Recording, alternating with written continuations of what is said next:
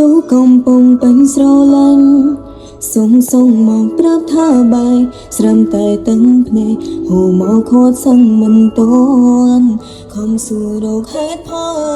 បងថាវេលាយើងសល់មិនគ្រប់គ្រាន់ហើយដើរចេញទៅទុំឲ្យអូនក្រំគ្រីខូក្បាលព្យាយាមឈុំកិនឈុំនឹងខំបងភ្លេងបងរៀនបេះដូងរឹងមាំពេលគ្មានពងងារក្រែងថាវេលាអាចព្យាបាលបើថ្ងៃមួយពួកយើងជួបគ្នាដេញអូនមានអារម្មណ៍ថាឈឺចាប់លើសដើមបើគ្នាលឿនពេកអូនធ្វើចិនមិនទាន់បាននៅស្ដាយអនុស្សាវរីយ៍គ្រូយ៉ាងធ្លាប់សាងជាមួយបងពីបងចង់ទៅអូនមកដល់ហើយឯណាមិនឃើញស្រួលអូននឹងបងបេះដូងឈឺផ្សា